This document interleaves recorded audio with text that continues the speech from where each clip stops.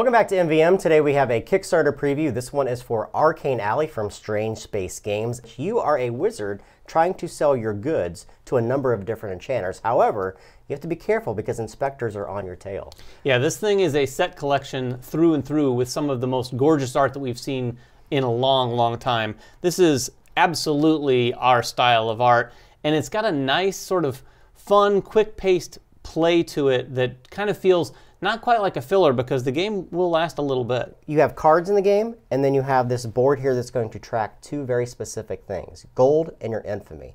This is a race to collect 100 gold. Why do you need 100 gold? Because you have to pay off these inspectors.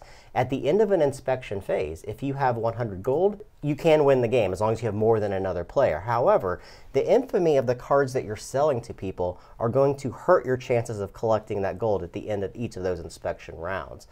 The whole game revolves around cards, and each of these cards is going to do something a little bit different. Yeah, like Jeremy said, these cards are going to involve making money. They're going to involve gaining infamy. And if you can look at any one of these cards, in the lower left-hand corner here, you'll see the money that you'll make if you collect a set of these. When you collect a set, that's going to be getting 3 of a kind in a row or diagonally on your board.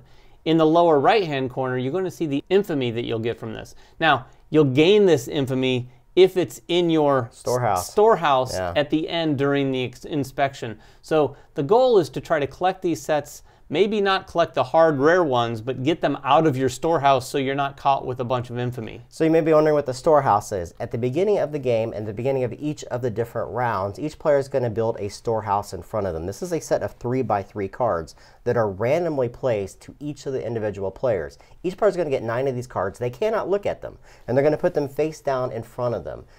Then they're going to reveal 2 of those cards, any 2 cards they wish. However, again, it's just completely potluck by what comes up when you reveal them. Then the actual main portion of the game takes place. This is the sell phase. This is when you're going to be taking actions in the game in order to collect those sets that we talked about. A set is a stack in this game, and a stack is a row, column, or a diagonal of the exact same card. Now there's some cards in here that are wilds that you can use as well, but typically you're trying to get the same cards out because you want to sell them in order to gain that gold through the course of the game. Playing the game is very simple.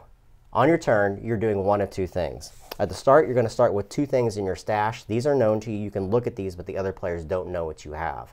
Then you get to draw a card. You either get to draw a card from the top of the discard pile or from the top of the card stack. Yeah, that becomes important because not only are you playing your game on your turn, but you want to be careful about what you're discarding, especially for the person on your left, because if you give them exactly what they need, you really need to be looking at what people are building in their storehouses. So in this case, I could take this card here called the Magic Boomerang, and then I have one of 2 options. I can either play a card or I can discard a card. In this case, I want to play a card because if you look at my storehouse, I already have a Magic Boomerang, so I'm setting myself up for a set at this point.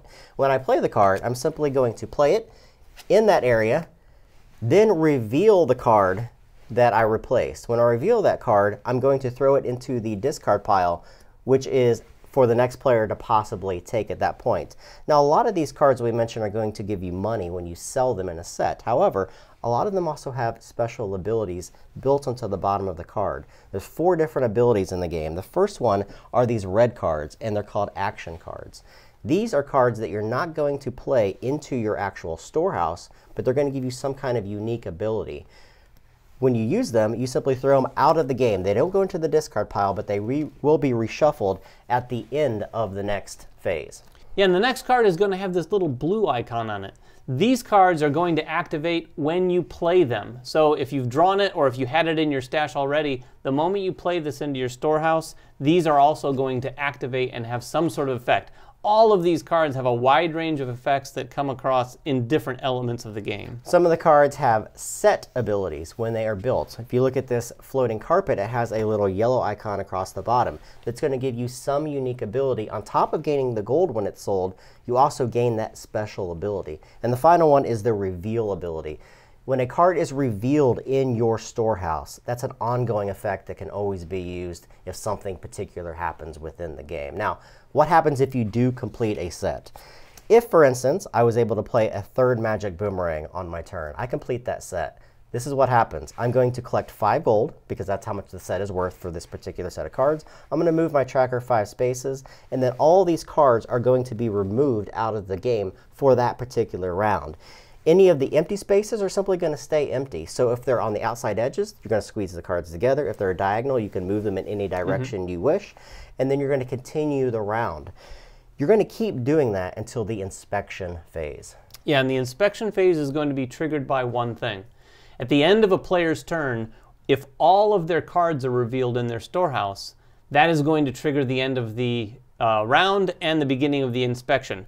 Once that player's turn is over, everyone else gets one more turn, and then the inspection starts. You have to be careful in this game, though, in creating an inspection. You obviously want to try to reveal as many cards as you wish in the round. However, if you have the most infamy at the end of that, you're going to gain 10 more infamy, so you don't want to reveal too quickly.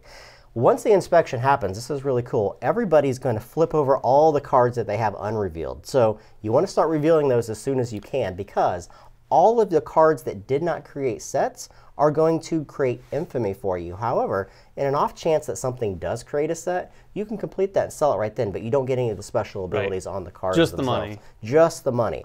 Everyone's going to gain infamy for all of the different cards that were not able to be sold. Now, if you look down at this infamy track, it goes from 0 to 24. Anytime you hit 24, you're going to cycle back up to 0, and you're going to collect one of these infamy tokens and play it onto your wizard. Each of these, at this point, reduces your gold by 25. And you can have 2 of these at any time, so you can actually reduce your gold by 50. So you're trying to balance out these sets with the gold that you're going to be collecting. Now, the trick in the game is that when you look at this item reference card, it's going to tell you exactly how many of each card is in this deck right here. The juicy cards are kind of the push your luck element of the game. They're worth a lot of gold, but your chances of getting them are very, very slim, and they carry a high infamy cost on them as well. Yeah, if you play one of those or get one of those in your storehouse and you really keep going after it, and then it ends, and you've just got the one in there, it's going to come back and bite you. All right, so once the inspection phase is done, if someone has more than 100 gold, they are going to win the game. If it doesn't happen, you're going to go to the bribe phase. During the bribe phase, each player in turn order is allowed to pay 2 gold to reduce their infamy by 1. And you can skip that completely. It's completely optional for the players to do that. You're going to take all the cards, you're going to reshuffle that deck, and you're going to restart from scratch. Yeah. So you're going to have a whole new storehouse in front of you until the end game is met. So that is Arcane Alley from Strange Space Games. Very, very simple game to play. This is completely family friendly. Yeah, this is a very basic game where you're really balancing that dynamic between the infamy and the gold constantly until you finally get to that point where you've got that 100 gold. So if you guys have any questions about the game, please make them in the comments below. Always go check out their Kickstarter for all the final components. Follow us on Twitter, like us on Facebook, and everything else that we do, and we will catch you guys next time. Bye-bye.